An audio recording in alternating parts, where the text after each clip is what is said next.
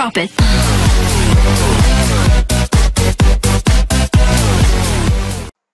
Halo anak-anak, selamat pagi, semangat pagi. Walau masih dalam keadaan PJJ, kita harus tetap semangat.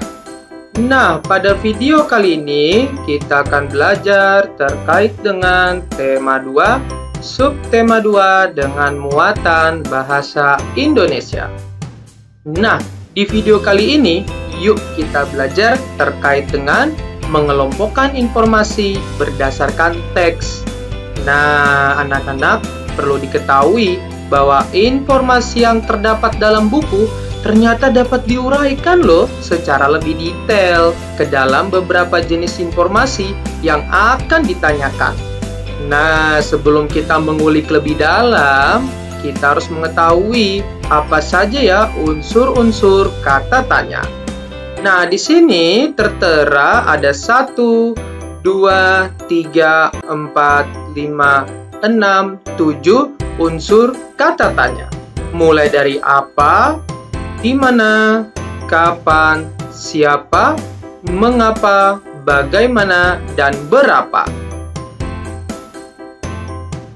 Nah, sebagai contoh, di sini tertera ada teks yang berjudul Pernapasan Ikan. Dengan teks satu paragraf saja bisa membuat beberapa informasi dengan menggunakan kata tanya. Nah, yang di warna merah ini, ikan merupakan salah satu hewan yang hidup di air. Nah, bisa menggunakan kata tanya apa dan di mana. Apa?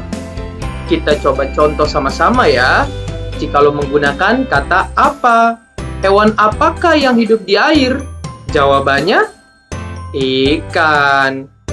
Di mana ikan hidup? Jawabannya, ya di air. Jadi satu kalimat ini saja bisa membuat dua kata tanya. Begitupun dengan yang warna hijau.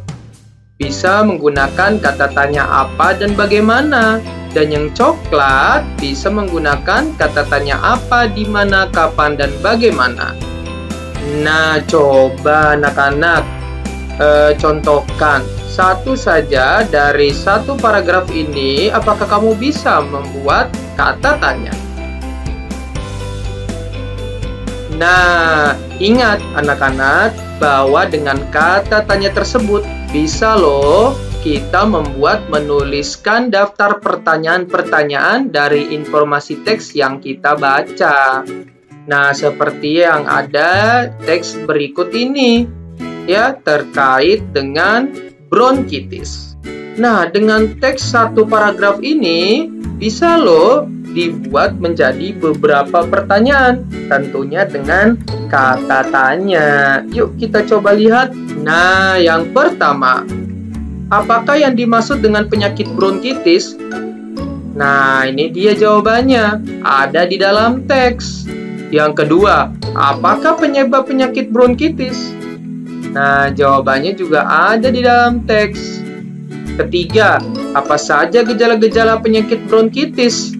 Nah, lagi-lagi jawabannya ada di dalam teks.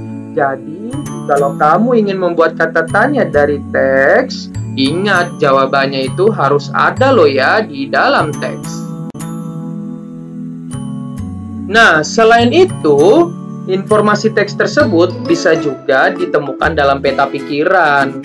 Nah, ingat ya, teks tersebut harus kamu baca dengan seksama.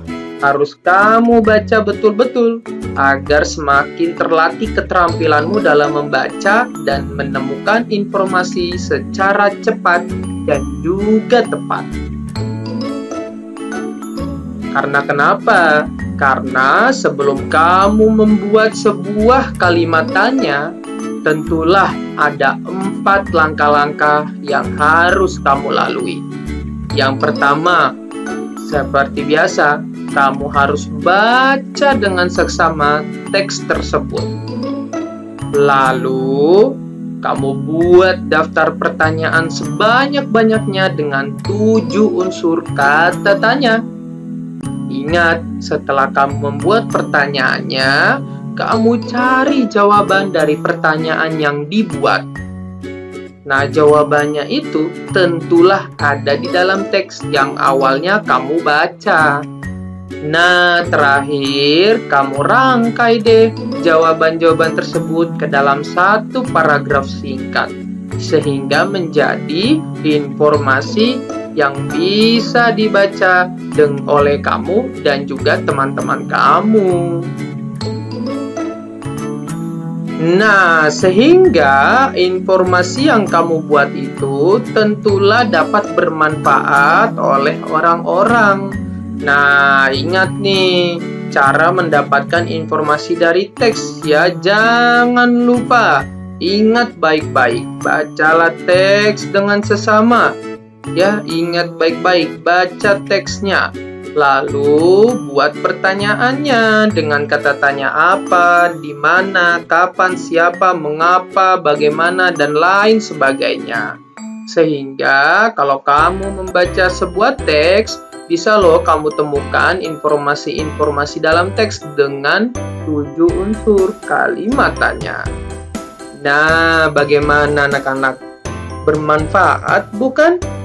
Nah, jangan lupa ya, dalam setiap mengerjakan tugas, kamu harus betul-betul sesuai dengan apa yang disampaikan oleh Bapak atau Ibu guru kamu. Dan jangan lupa untuk terus menjaga kesehatan kamu, jalankan protokol kesehatan. Nah, sampai jumpa ya anak-anak di video selanjutnya. Dadah!